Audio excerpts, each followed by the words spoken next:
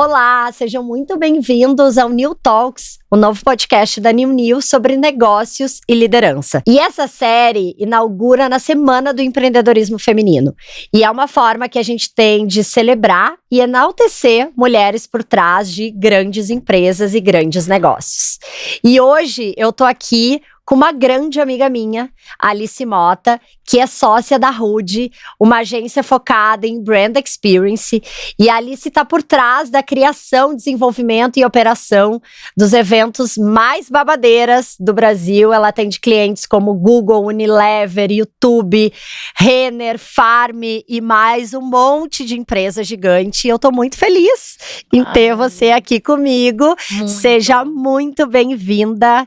E eu quero que você abra o seu coração. Imagina, Mari, obrigada. É a primeira vez, amiga, estou nervosa. Vai ser tudo de bom. Não parece, né? Mas é meu... Não parece. Eu fico nervosa, gente. É porque é normal, né? A maioria das mulheres, principalmente empresárias, o que eu sinto é que fica da porta para dentro. Né? Muito difícil a gente ter mulheres aí subindo no palco e colocando a sua voz. Eu acho que a ideia desse podcast é justamente esse: a gente trazer vocês para os holofotes, para contarem a sua história também. E eu quero começar te ouvindo. Conta para mim um pouco quem é a Alice, como você chegou, onde você chegou, como foi um pouco a sua história até virar sócia aí da Rude, uma das maiores empresas de brand experience do Brasil. Uau, amiga, muito obrigada. Obrigada pela apresentação. Vou contratar a Mari para escrever meu LinkedIn, gente. Cara, acho que assim, pra mim, primeiro, né, quando você fala tudo isso e falar de trazer pros holofotes, assim, quase que a gente nem se reconhece, né? Assim, então, assim, difícil pra caramba. Sabia que 100% das mulheres que eu entrevistei até hoje foi a mesma coisa? A gente traz a bio e elas falam: nossa, eu sou isso mesmo. Sim, você é isso mesmo. Dá vontade de falar, não tem como reduzir um pouquinho, na verdade? Menos. Exato. Mas... Bom, acho que pra mim, eu comecei gerenciando projetos, né? Acho que antes disso ser uma profissão propriamente dita. Mas, pra mim, assim, eu sempre atuei meio que ali na interseção entre gestão, criação e produção, né? E isso que foi me trazendo e fazendo eu entender qual que era a carreira possível pra isso, sabe? Eu lembro muito, assim, do primeiro projeto que eu gerenciei na vida. Eu trabalhava na Farm, né? Eu era do marketing da Farm, da área de digital, que era muito o que tinha na época, que tava de inovação na época, né? Então, quem era antenado tava lá. E a gente fazia, dentro dessa área, a gente fazia uns projetos especiais, né? Que eram focados em experiência, basicamente. Farm sempre foi uma marca, né, que levou muito isso, que tinha esse status de love brand, justamente porque se conectava muito com a audiência, com a comunidade deles e tudo mais. E aí, cara, a gente resolveu fazer um projeto que era uma casa de verão da Farm. Nossa, assim, não vou nem falar quando, porque, né, vai entregar. Mas a gente ia fazer esse projeto e eu lembro que o André Cavalhal, na época, era meu chefe. E o André super botou na minha, assim, cara, vamos tocando, vamos isso, vamos aquilo. E a gente foi fazendo o projeto. E aí, claro, como toda coisa de, né, live marketing, brand experience, etc., de produção, na hora, né, no vamos ver, assim, na execução é que os problemas aparecem. E o projeto tava muito na minha, e as coisas foram acontecendo, e era eita atrás de vixe, BO atrás de BO. E eu fui muito assim, resolvendo as coisas, e metendo a mão, e dando um caô aqui, e pedindo um favor ali, e trocando, e assim, e no final, né, a casa, cara, ficou aberta por um mês, a gente tinha uma super conexão com o digital também, a gente abriu inscrição, trouxe gente do Brasil inteiro pra participar. Uma loucura. Um projeto muito maior. Eu me senti, assim, completamente inapta pra estar tocando o que eu tava tocando. Ao mesmo tempo, tava acontecendo, sabe? E a coisa tava dando funcionando. certo. E no final, lembro muito, as pessoas muito assim, falando: não, porque a casa não sei o que da Alice, não, porque a Alice tá fazendo isso, porque a Alice tá aquilo. Então, assim, eu via que as pessoas identificavam muito a minha mão, o meu olhar, a minha, né, forma de tomar decisão ali. E isso pra mim, acho que foi a primeira vez, assim, que eu identifiquei que é porque, no final das contas, assim, às vezes não é nem sobre você tomar a melhor decisão do mundo. Eu não tinha nem ferramenta pra isso, assim, provavelmente fiz um monte de… Pode falar palavrão? Pode, óbvio. Sou carioca, gente. Então, eu fiz um monte de merda, provavelmente. Mas… às vezes não é nem sobre você tomar a melhor decisão do mundo, é sobre você tomar a decisão, né? E ser resolutiva, é sobre você né? ser resolutiva. E que isso, por si só, não era todo mundo que tinha esse ímpeto, não era todo mundo que tinha esse skill, né? Essa habilidade. E pra área de produção, assim, de eventos, E aí algo... que eu percebi que isso era um perfil, sabe? E que isso era o meu perfil. E que isso era uma coisa que eu, de alguma forma, já estava sabendo fazer, né? Então acho que esse foi, né, muito o começo que eu identifico, assim, como o começo de uma coisa que já estava meio muito estabelecida dentro do meu perfil, que era esse perfil de ter um olhar criativo, estratégico sobre as coisas, ter uma visão de como produzir, de como botar uma coisa de pé e ter essa tomada de decisão, de falar, cara, então vamos fazer isso. E organizar um plano de ação. E que pode não ser o melhor, mas pelo menos vamos botar todo mundo pra fazer, sabe? E que isso muitas vezes resolve, né, os problemas. Então, acho que eu vejo um pouco isso como o meu começo, sabe? E aí, claro, depois tem uma trajetória aí longa, até eu chegar na Rude, né? E depois eu, enfim, passei por agência e tal. Trabalhamos juntas na Perestroika. É verdade. Que também, né, era outra, tipo, escola de maluquice, de projetos. Tipo assim, de se vira total nos 30. Completamente. E de partir muito desse lugar de você ser, né, ter recursos, assim, pra resolver as coisas, sabe? Às vezes, as suas duas mãozinhas, uma papel e uma tesoura, na Perestroika, né? Às vezes é você conhecer alguém, passar a mão no telefone. Então, acho que isso foi muito forjando, né, esse lugar que eu tô. E, bom, quando eu entrei na Rude como freela, né, pra tocar um projeto específico, que o Marco me chamou pra tocar, né, que é porque era no Rio. E eu entrei e tal, e cara, depois de 3 meses, eu sempre falo isso, gente, que o Marco, ele era tipo, ou assim, um completo psicopata, ou ele era realmente um gênio, assim, da gestão. Porque ele era assim, beijo, vai lá, faz, tenho certeza que você vai arrasar, delegou querida, 100%. tchau, tchau. Mas delegou, assim, e eu ficava assim, gente, esse homem não me conhece. E parênteses, o Marco é o sócio fundador da Rude. Hoje em dia, exatamente. Então, assim, e o Marco foi muito esse cara que, né, foi me dando corda. E ou ia me enforcar, ou eu, né, ia tecer tudo que a gente construiu até hoje. E aí assim, eu entrei na Rude e tal. E, cara, deu 4 meses que eu tava lá. Eu já tava super bem. Ele já tinha falado, cara, então toma mais um projeto aqui, toma mais não sei o quê. Vem pra cá, vamos fazer isso, vamos fazer aquilo. E eu fiquei grávida do Tom, né, do meu primeiro filho. E na época eu lembro que eu falei, cara, ferrou. E porque assim, tá muito maneiro isso que eu tô fazendo. Mas assim, sabe, eu tô tipo freela, qual vai ser? E o Marco, eu lembro que eu contei pra ele super nervosa. Porque eu realmente não sabia, né, qual que ia ser. Eu e meu marido, a gente já tinha falado sobre, qualquer coisa então, você vai ficar um tempo parado, depois você volta, etc. Mas não era o que eu queria, porque eu, né, quem me conhece sabe, amo um BO, na verdade. E aí eu falei com o Marco e ele ficou assim, na hora ele olhou pra mim e falou, tá, mas você vai voltar, né? Como é que a gente vai fazer? Então, tipo, você vai sair, mas você vai voltar. E deu-se muito claramente, assim, já uma parceria, né? Que começou ali, eu saí de licença, voltei, continuei nessa, né? Tocando projetos. E o Marco, né? Eu brinco que ele sempre falava, ele ficava assim, não, porque eu moro no Rio, né, ainda. Olha, eu falei, eu morava, gente, ainda? Não, e o ainda? Eu moro no Rio. Não, gente. Sou resistência, que eu sempre morarei, gente. É isso aí. E aí, o Marco falava pra mim, não, porque se você vier pra São Paulo, você pode tocar esse outro cliente. Eu falava, não vou pra São Paulo, ele tá um cliente. Não, se você vier pra São Paulo, você pode olhar mais para a operação. Eu falava, não vou pra São Paulo, toma a operação. E foi, assim, né, claro, sempre uma ponte aérea, né, a maioria dos nossos projetos, dos nossos clientes acontecem em São Paulo, mas acho que desde a pandemia também as coisas se descentralizaram muito mais, total. Então, né, a gente, hoje em dia mesmo na Rude, a gente tem gente trabalhando no Brasil inteiro. E quando foi o momento, assim, que ele falou, tá, quero que você seja minha sócia? Então, acho que assim, aí a gente foi caminhando, foi cada vez mais parceria. E, cara, eu tenho uma parada que, assim, na Perestroika também tinha um pouco isso.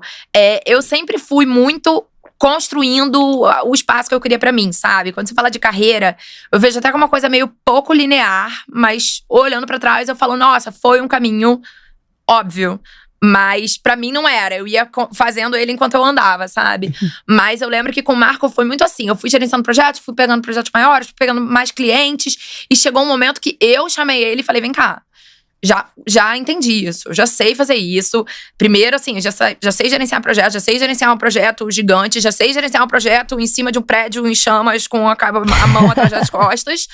Agora, eu quero outra coisa, sabe? Então, vamos olhar pra… Então, assim, sabe o que eu quero? Eu quero gerenciar a operação, eu quero ser head de operações. Ele, tá bom.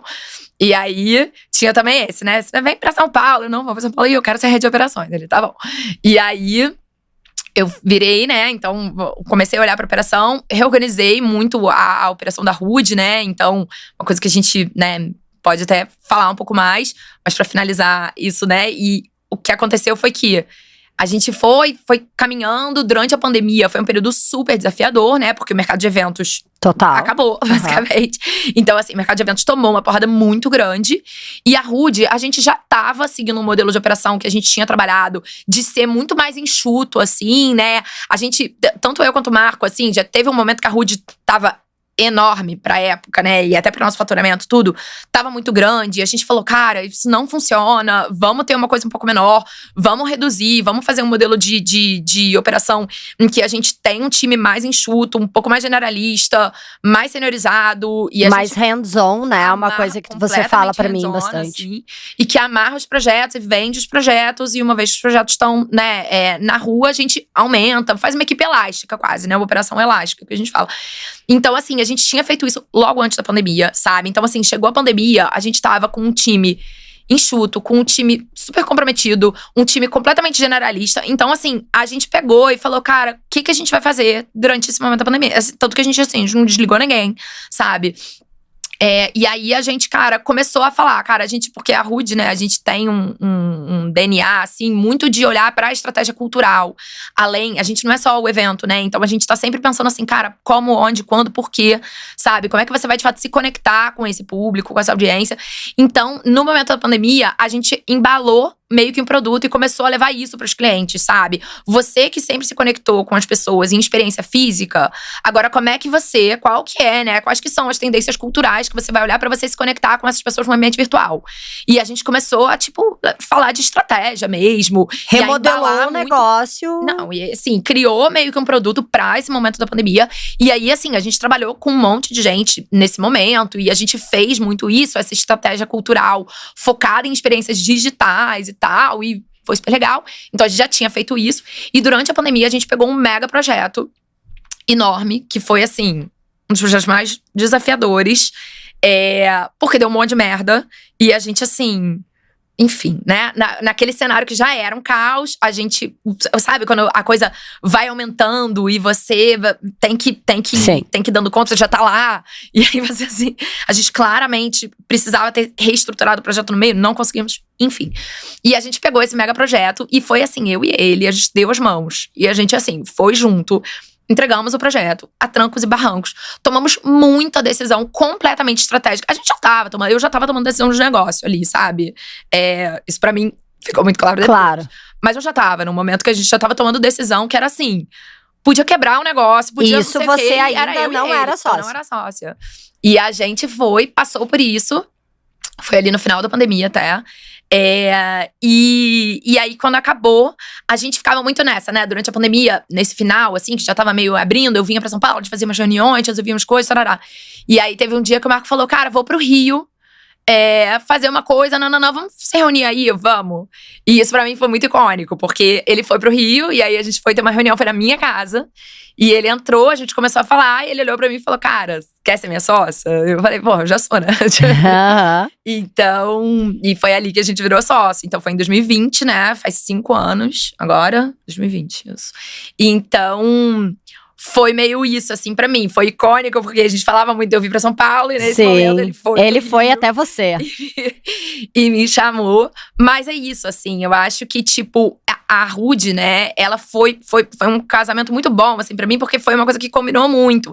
Esse meu perfil de ser generalista, de ter uma passagem e ter uma visão sobre a estratégia, sobre a criação, sobre a produção, né, me trouxeram pra um lugar que também, e o Marco também é muito assim, então a gente é muito complementar. Claro que, né, tem pontas ali que eu olho muito mais, assim, pro business, né, tenho muito mais a coisa da relação, do comercial e tal. O Marco tem mais a pegada do financeiro, né? Do P&L da empresa e tal. Tem mais isso na mão, mas a gente troca muito e a gente é muito complementar nesse sentido.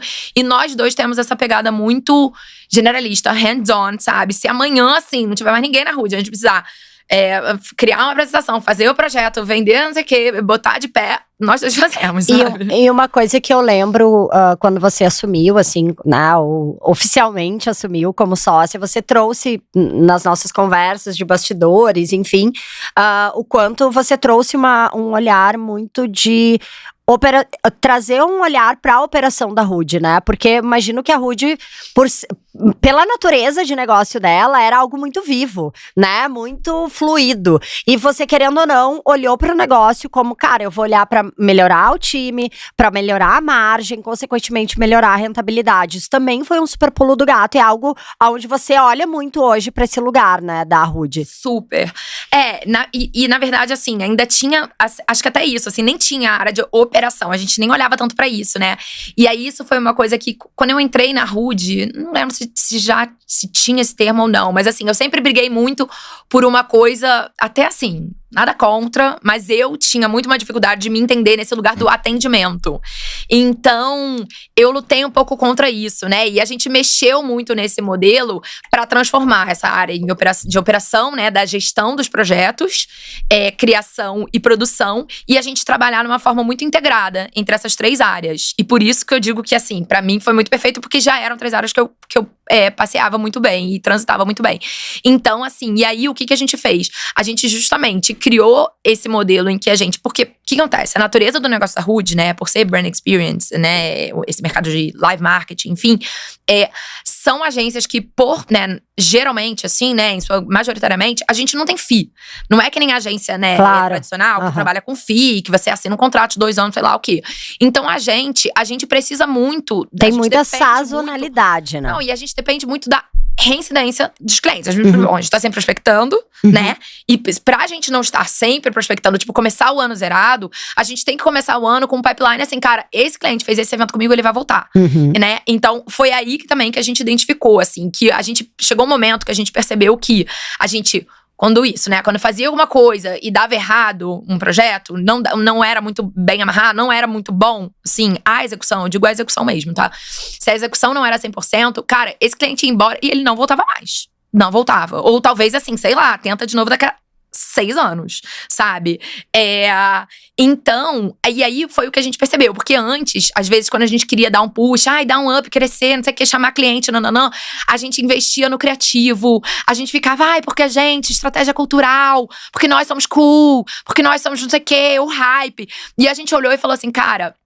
Não é só isso. É isso, mas não é só isso. Não, então, mas assim, só isso não vai resolver. Se você for muito hype, mas a sua execução for cagada, não adianta. Então, assim, o que trouxe a gente pro lugar que a gente tá hoje foi um momento também que a gente fez uma reestruturação ali. Trouxe até o Celcinho, que é nosso diretor de produção, que é tipo… foda, incrível. E que tem muito esse olhar, assim. E aí a gente, né…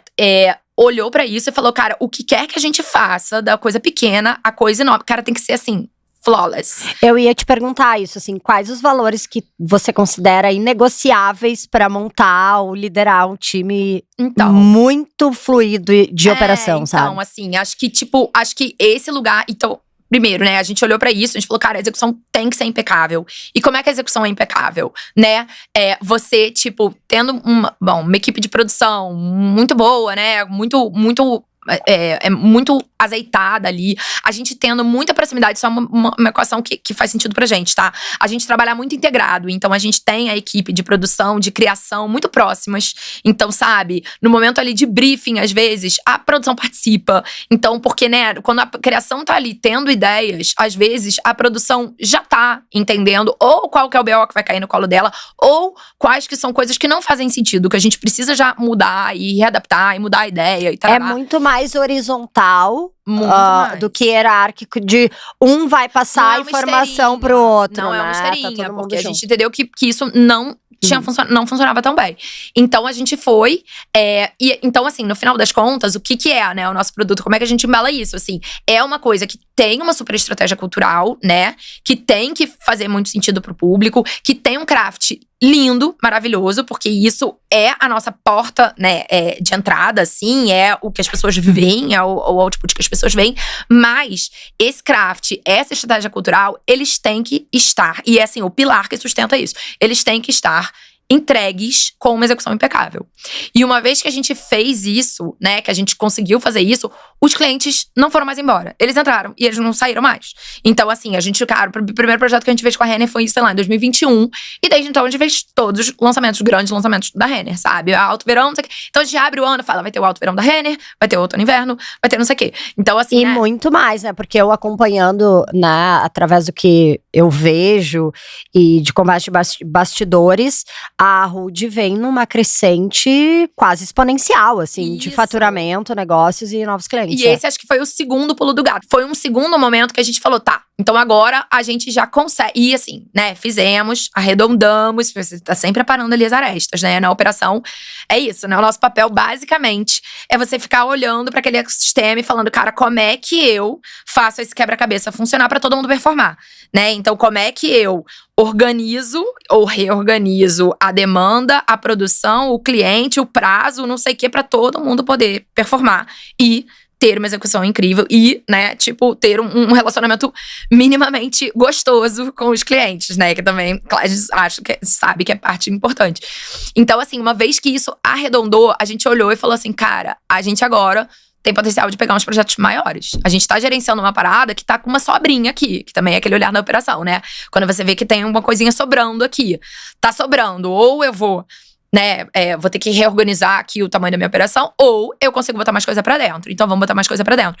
E aí, quando, nesse momento, eu lembro que a gente tendo conversas ali, né, com, enfim, parceiros. Quando a gente fala de estratégia, a gente tem ali uma galera que a gente se consulta muito, que a gente conversa e tal. E as pessoas, né, o lugar óbvio de crescimento foi um momento que a gente falou, cara, a gente tá com maturidade, o mercado tá num bom momento pra isso, ali pós-pandemia, né? Então, todo assim, mundo se voltando pra esse lugar da conexão, da troca. Tipo, todo mundo num overload de telas, então as marcas todas precisando muito de experiências físicas, né? Se conectar offline e mostrar para as pessoas quem elas eram no mundo pós-pandemia. Então, a gente olhou e falou, cara, tá um momento, né, de maturidade da Rude, tá um momento bom pro mercado, acho que a gente precisa agora dar esse up ali no faturamento, a gente precisa aumentar de tamanho mesmo da Rude, né? E eu lembro que, né, nessas conversas, assim, meio que o caminho óbvio pro crescimento é o quê? Mais cliente, mais projeto, aumenta. Contrata. Aumenta a operação, aumenta cliente, aumenta projeto, aumenta não sei o quê. E a gente se olhou, e eu e Marco, a gente ficou numas conversas e a gente falou assim, cara, não é esse o caminho pra Rude. Não é isso que vai fazer sentido pra Rude. Porque dentro do learning que a gente já tinha tido, de um cuidado absurdo com a execução, cara, a gente ficar perto faz toda a diferença, sabe? Quanto mais a gente aumenta… A gente já não queria também uma equipe enorme, uma coisa assim, de delegar localmente. A gente falou, cara, faz muita diferença a gente estar perto. Faz muita diferença a gente olhar para os projetos. Então, qual que vai ser a nossa estratégia, né?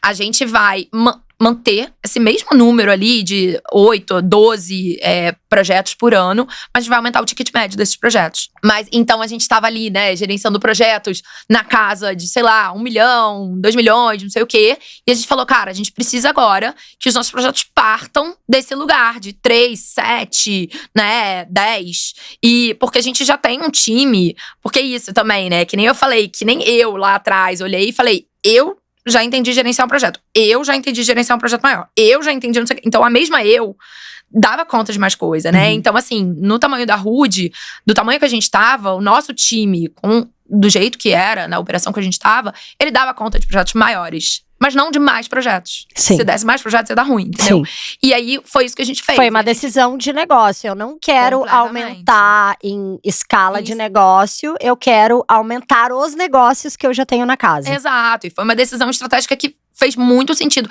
Tanto que a gente, cara, e isso foi assim, uns 2, 3 anos pra cá, a gente fez muito. A gente traçou um plano, assim, pra isso, e a gente começou a agir nisso.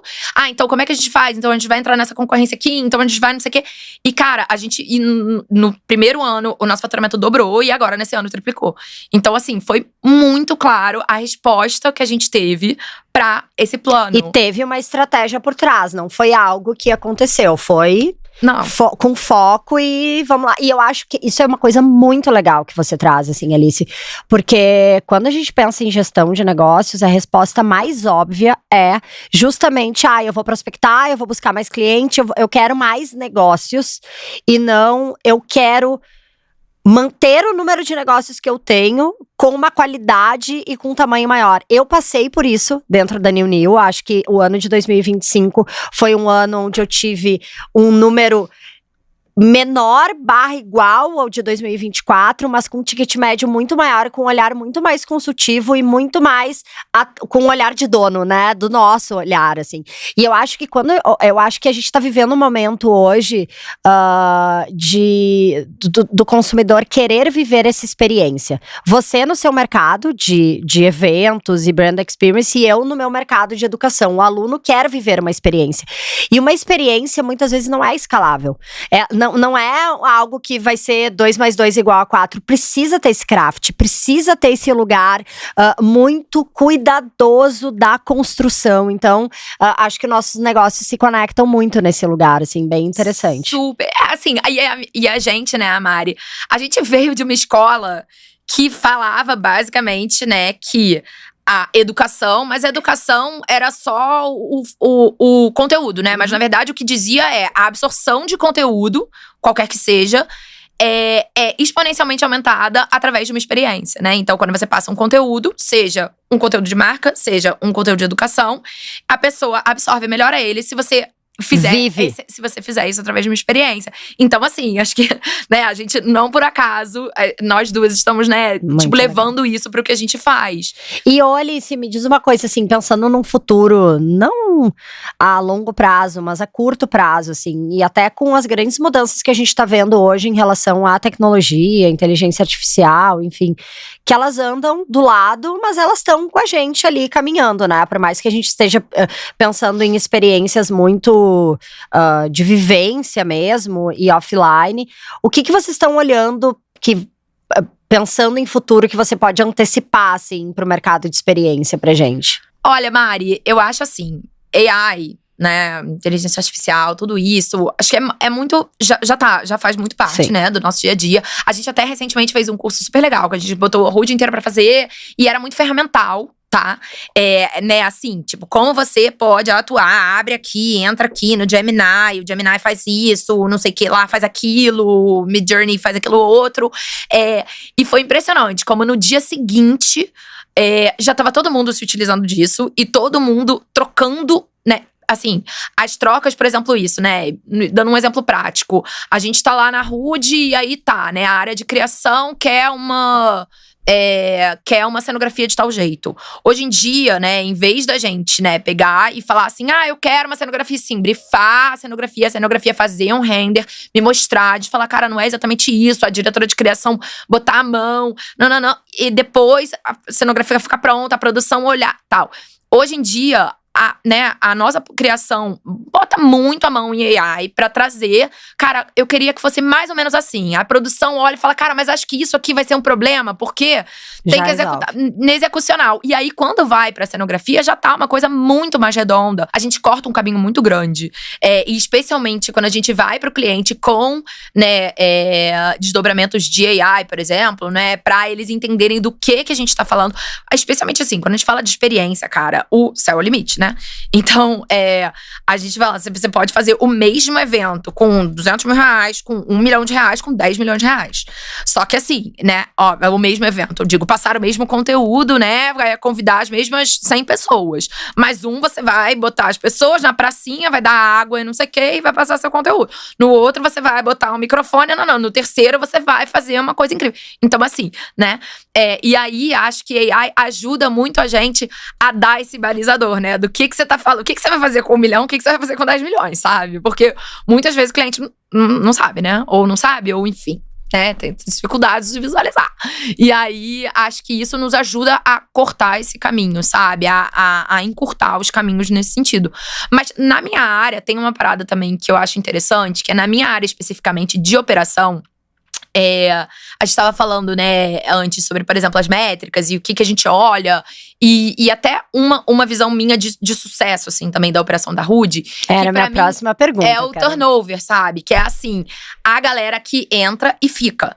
Então, assim, a Rude, a gente sempre teve, quer dizer, há muito tempo a gente tem, né, desde que eu tô lá, que vai fazer seus belos 10 anos, que é, assim, uns ciclos, sabe? Da galera que entra e fica a mesma galera lá há 5 anos. Aí depois, claro, sai, vão fazer outras coisas, não sei o quê. E aí depois a nova galera. Então, assim, isso pra mim é um sinal muito bom. E isso, especialmente na nossa área, na minha área, né? Na área porque eu sou CEO, né? Então eu olho especificamente para operações. Isso pra mim é muito importante, porque as pessoas, especialmente no tempo de AI, né? Que tudo tá em inteligência artificial, etc. Mas as pessoas, elas ainda carregam muito aprendizado, muito traquejo, muito relacionamento, né? Muita visão ali de como desatar certos nós que não tem AI que resolva, entendeu? E ali, na operação, quando você tá falando de um cliente, ou de um time que precisa performar, ou de uma entrega que mudou o prazo, não sei o quê, que deu um ruim, você precisa resolver. Cara, não tem nada mais efetivo pra você resolver, né, essa operação entre áreas ali, entre times, pra fazer a galera performar. Que não seja esse relacionamento, esse traquejo pessoal, né? Então, assim, claro, ferramentas, processos, isso é maravilhoso. Maravilha. Mas é até uma coisa, assim, que a gente deveria, não sei se deveria, né? Mas poderia ser melhor nisso. Mas a gente ainda tem os processos muito cunhados em pessoas. E talvez seja reatividade minha, mas eu gosto disso. Porque o que eu sinto um pouco é que o teu negócio é um pouco da Alice. Porque você é essa pessoa, né? Você é essa pessoa, tipo, muito conectada, com muitos amigos, muito do rolê, que tá sempre na rua, vivendo um lifestyle da cultura do Brasil. E traduzindo isso pro seu negócio. Faz sentido isso? Conta um pouco mais. Porque o que eu sinto é, por mais que você tenha entrado dentro de uma empresa que é isso, você é isso. Né? Então, assim, talvez foi a equação perfeita de você ter encontrado um lugar que traduz o seu superpoder, assim. Sim. Super. Acho que vem daquele lugar que a gente falou, né? De, tipo, de eu ter me encontrado ali na Rude, mas claro que eu também… Fez a Rude se encontrar. Fez a Rude se encontrar. E eu vejo hoje em dia muito, né, o meu olhar, a minha visão estratégica também lá, né? Então, assim, o Marco foi um cara que ele sempre me deu carta branca, sabe? E acho que eu, que sou uma pessoa… Na verdade, assim, quando você falou do meu superpoder… O meu superpoder, o Marco foi a pessoa que talvez já tenha me falado isso, mas assim, o meu superpoder é a autonomia. É aí que eu performo. Entendeu? Então, assim, você me dá uma carta branca, me dá autonomia, sabe? Pra resolver as coisas. Desde lá da casa da Farm. Exatamente. E aí, eu acho que por eu ser assim, essa pessoa que vou lá, que meto a mão, etc e tal… o meu DNA entra muito, se mistura muito nas coisas, né? Então entra muito. Então, claro, a Rude já era esse lugar que tinha um olhar cultural muito forte. Então, não por acaso, eu fui a pessoa que eles trouxeram, né, pra tocar projetos, mas por eu ser uma pessoa que tinha essa atenção e esse olhar extremamente, né, ligado… A vivência das ruas mesmo. Da vivência, exato, né? Então, assim, acho que isso… Tanto que hoje em dia, né, quando você fala assim, da Rude, os projetos mais babadeiros que você falou ali, a gente… Não é que a gente não prospecte empresa mais corp, etc e tal. A gente já fez projetos pra empresas mais corporativas. A gente já fez projetos de endomarketing e etc. Mas no final das contas, as empresas veem que a gente tem essa vivência, que a gente tem uma portinha ali, um olhar atento, que é o olhar de dentro. De quem tá vivendo a cultura, de quem tá vivendo as ruas, como você disse, né? Então, acho que isso… E aí, claro, vem, né, o nosso poder e a nossa sabedoria, sei lá, de traduzir isso pras marcas. Porque, né, não é também você pegar uma marca que não tem, né, um lugar ali de estar enfim, num evento, sei lá o quê, ou num movimento cultural, e você enfiar ela lá, goela abaixo, né? É você entender quais que são as portas possíveis pra você botar. Acho que isso vem através de pessoas. Isso não é, assim, a Rude institucional que tem uma porta. Sou eu. É o Marco, são as pessoas que trabalham com a gente, é a Fê, sabe? Então, assim, acho que isso faz toda a diferença. E, eu queria só te elogiar, assim, elogiar um pouco a tua energia, sabe? Porque eu acompanhando, né, por sermos amigas e trocarmos muito, é uma pessoa que consegue ser uma puta profissional, uma puta mãe, tá no fervo também é luta, mas tá lá feliz, tipo, se divertindo e não deixando de ter a tua vida individual, né? E eu acho isso, assim, muito importante pra fomentar o teu lugar de, cara, eu sou além de mãe e profissional, eu sou Alice e eu preciso estar aqui, então eu acho isso muito foda. Eu queria também, eu acho que você tem um olhar muito atento pra diversidade, sempre teve, né? E eu queria entender como é que você leva isso pros seus projetos e pra gestão do seu negócio. Cara, eu acho que isso é uma coisa, assim, quando você falou ali dos inegociáveis, isso pra mim é inegociável. E isso pra mim é intrínseco, né? Então, isso é quase, assim, mas ao mesmo tempo, não por ser inegociável, por ser intrínseco, que não é difícil pra caramba, porque é. Então, é sempre um desafio, mas ao mesmo tempo, na Rude, por exemplo, a gente sempre teve isso, né? A gente, lá atrás, quando a gente fazia muito… quando a gente ia montar um evento, a gente ia montar a lista, a gente ia montar influenciadores, a gente tinha sempre um grupo extremamente diverso. E num momento assim, né, 10 anos atrás, sei lá, que talvez seja antes de isso ficar tão em voga e tão em evidência. E a gente trazia isso com tamanha naturalidade e obrigatoriedade que os clientes não conseguiam nem contornar, sabe? Então, assim, a gente levava isso como uma condição inegociável da Rude, sabe? E acho que isso são ali os pequenos movimentos que foram também dando a nossa cara e foram mostrando que a gente estava… Então, assim, quando o resto da cultura, ou o resto do movimento, ou o resto do corporate, sei lá, começou a falar de diversidade, eles olharam e falaram, cara, a Rude já sabe falar disso. Então, quando eles queriam falar disso… Ou a Rude é isso também, né? Porque a gente já tava falando disso com naturalidade. A gente não tava levantando uma bandeira pra falar disso, entendeu? Porque era parte da gente. Então, acho que isso foi uma coisa que fez muita diferença. E acho que isso é mais uma dessas coisas, né? Que quando a gente fala ali, a gente tava falando antes também, né? De negócios herdados, né? Que você foi uma pessoa… Eu ouvi o episódio da Paula, né? E você mesma, e vocês falam sobre isso, né? De como montaram um negócio, mas depois vocês… Sim, a gente herdou, tinham homens fundadores e as mulheres, eu, Paula, você, né? Chegaram depois, mas a gente não pode ficar com a impressão de que tem um boy salvando uma… Não, exatamente. Não, e assim, é isso, tipo, vem, né? Vocês entraram num negócio que já foi fundado antes, eu também. E esses negócios que foram fundados, né, por esses caras, geralmente, nem todo cara, mas sempre um cara. E foi fundado por eles, né? E a gente entra e a gente fica achando que é a gente que tá ali entrando na casa deles. Mas é o que eu lembro pra você, assim…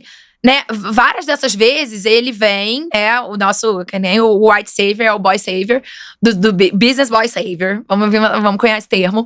E ele vem, ele abre uma porta pra gente e a gente fica achando assim, nossa, porque ele me deu uma casa. Mas na verdade ele abriu, só tinha uma batente à porta. E você pegou, construiu a casa inteira. Foi buscar o tijolo. E depois, e você ainda fica com a sensação de que você que tava na casa dele, que a casa toda é a visão dele. E na verdade é uma casa que foi construída junto, provavelmente, né? Mas a gente ainda se coloca menos como protagonista do negócio. Então, assim, quando as pessoas falam assim, da Rude tem essa visão de diversidade, ou, né, dessa visão de negócios aqui, que nos trouxe até aqui. Hoje em dia, eu tenho mais facilidade em me ver nessas decisões e nessas escolhas. Em ver que eu participei ativamente e às vezes conduzi, né, algumas dessas decisões que nos trouxeram até aqui, sabe? E acho que Isso é muito importante, sabe? Isso é um exercício diário. É um exercício e é essencial. E eu acho que você faz isso muito bem, assim. Porque eu sinto que, por mais que a gente tenha esse movimento, né? E eu acho que é necessário a gente cutucar, a gente mostrar, a gente validar esse lugar da mulher, da liderança, do feminismo, da diversidade. Enfim, nesse lugar. A gente ainda vê muitas mulheres, inclusive, não jogando o jogo em prol delas mesmas, né? Então, às vezes, eu acho que a gente precisa mostrar para começar a gente a se policiar de levar essa visão para outras pessoas, para outras mulheres também. Mas acho que isso parte também muito daquele lugar, do próprio lugar que o patriarcado fez com a gente, que é a escassez de lugar para as mulheres, né? Então, assim, no mundo dos negócios, mais ainda. É tipo, você olha e você fala… Luiz Helena Trajano. Não sei quem. E parece que só tem lugar pra elas, entendeu? Então, assim, quando você vê uma outra mulher ali prosperando, sei lá, no mundo dos negócios, parece que às custas dela tá prosperando é você não prosperar, porque só deve ter lugar pra uma. Não pode ter lugar pra nós duas, sabe? Porque, imagina… Escassez, entendeu? Então, assim, acho que a gente responde a isso com essa visão de, mas será que é tão bom mesmo esse negócio? Não tem uma coisa meio ruim aqui? Não é meio cagado? Não é legal? Porque, assim, acho que você vai subindo ali pra posições de liderança e tem… Claro, né, aquele lugarzinho de só eu tô aqui, que maneiro, só eu posso estar aqui. Mas, cara, é muito mais gostoso quando você chega e fala, uhul, é nós, sabe? E você vê que tem outras que nem você lá. E que você pode ter esse tipo de conversa sobre dinheiro, sobre business, sobre o P&L, sobre a compra, sobre o não sei o quê. Com mulheres, cara, que é outro nível de conversa, sabe? Então, muito assim, mais transparente, eu acho. E é literalmente aquilo… E muito mais sensível também, sabe? Com certeza. Tipo, não é só… Eu acho que, assim, é um lugar… Cara, eu fiz, há 2 anos atrás, sei lá, eu fiz um curso também que mudou minha vida, que não tem nada a ver com business. Mas é um curso da Manuela Cantuária, sabe quem é? Que é ela, enfim, é jornalista da Folha e tudo. E ela é roteirista. E ela tem um curso que chama Vulneráveis Venceremos. Que é sobre o papel da mulher na cultura. É mais focado em audiovisual, mas enfim. E na época eu perguntei, Manu, é técnico? É de roteiro? Ela falou, não. É cultural, assim. E, cara, o curso é uma porrada, porque é um lugar que traz muito esse lugar de que, assim, a mulher acha que ela tem que se masculinizar pra ela chegar nesses lugares, pra ela ocupar esses espaços. E masculinizar já é um termo tosco, né? Mas ela acha que ela tem que cumprir esses requisitos de ser firme, de ser isso, de ser aquilo. E, na verdade… O superpoder da mulher, às vezes, mora nessa sensibilidade, nesse olhar pros outros, que é uma parada que faz as pessoas performarem, que faz as pessoas se entregarem, que faz as pessoas quererem, né, estar ali, que faz as pessoas colaborarem. Então, assim, esse lugar, e isso é uma coisa que eu tinha dificuldade, assim, então me trouxe a um lugar de vulnerabilidade, de fragilidade, e entender isso como força, que foi muito maravilhoso, inclusive pra minha carreira, Total, sabe? eu lembro, eu nunca vou esquecer uma vez quando eu fui entrevistada por um homem e ele falou que ele iria me contratar porque ele achou que eu era muito pau na mesa. Olha quantos erros tem nessa frase. Primeiro, porque um homem precisou me masculinizar e me colocar nesse lugar de… você vai ser assertivo o suficiente. E eu também, nesse lugar de precisar me masculinizar, nesse lugar de… eu só vou conseguir assumir uma liderança se eu tiver esse lugar meio masculino. Então, acho que esse é um ponto importante de a gente ressignificar na nossa geração, né? De que mulheres e lideranças é sobre ser mais empático, ser mais sensível, ser mais dialogado e não necessariamente enfático somente. Não, né? E às vezes ser, assim, ser assertivo porque nesse ou mundo, se ser não significa isso ser grosseiro. E não precisa ser masculino também. Sim. Porque mulher também passa por isso. Exatamente. E pode ser isso. Mulher né? também precisa ser assertiva às vezes. Exatamente. Eu tava uma vez com meu marido num restaurante e a gente teve uma parada assim, sei lá, eu pedi um Blood Mary no negócio. E que eu amo, que eu já tomei milhares, que eu adoro. E aí eu pedi e o negócio veio péssimo. Era um restaurante chique e tal, sei lá, que ia me cobrar R$40 pela porra do Blood Mary. E chegou assim, um suco de tomate mal misturado com vodka. E eu chamei, eu falei, cara, não tá bom, entendi e tal. Será que Ele sabe fazer um Blood Mary, ele poderia fazer um Blood Mary pra mim. E aí foi, e ele voltou falando, não, ele disse que é um Blood Mary mesmo. Eu fiquei assim, mas… o cara olha e fala assim, essa mina não sabe o que é Blood Mary, eu que sei. E não era, sabe? O pior é que não era. E eu peguei e falei, cara, não é. Então faz o seguinte, não quero, obrigada. E o Bruno, meu marido, ficou assim, meio olhando pra mim e falou, cara, eu teria bebido o Blood Mary, eu teria abafado o caso. E, então não, então tá bom, obrigada, tal. E ele falou, cara, é muito impressionante como você escolhe brigar como se fosse, né? Você escolhe meio entrar na briga. E eu falei, cara, sim, escolho entrar na briga. E você já pensou quantas brigas que se eu não tivesse escolhido, eu não tava aqui? Com certeza. Se eu não fosse o tipo de pessoa, que se eu não fosse também esse meu perfil, de ser uma pessoa que às vezes entra numas brigas, eu não tava aqui, meu amor. Se eu não tivesse pedido metade das coisas que eu tenho, eu não tinha, sabe? Então, assim, acho que tem que se lutar muito pra e de falar, nesse lugar. só assim. E você, entendeu? E não tem problema. Maravilha. Bom, estamos chegando no nosso finalzinho. Eu queria terminar perguntando o que te move pro futuro, assim? Quais são teus sonhos? Meus filhos. Só. E assim, só, mas é muito, querida? Só, mas é muito. Dando a volta completa, assim, a businesswoman, não sei o que lá. Mas assim, o que me move mesmo são meus filhos. Que nem quando assim, tem assim, maior problema, BO de trabalho e tal, não sei o quê. As pessoas assim, nossa, você vai morrer. Eu falo assim, meus filhos estão em casa com saúde, tá tudo bem. Sabe, só o que importa. Isso aqui é trabalho. A minha vida acontece fora disso, entendeu? Então, assim, amo o meu trabalho pra caramba. Óbvio que tenho visão, da Ruth arrasar, da gente prosperar, da gente ficar podres de rio. O que me move mesmo, assim, ainda é olhar pra ele, é poder ter tempo, sabe? Isso pra mim é essencial. Poder ter tempo pra levar minha filha na escola, pra amamentar minha filha incessantemente, que eu não aguento mais, mas enfim.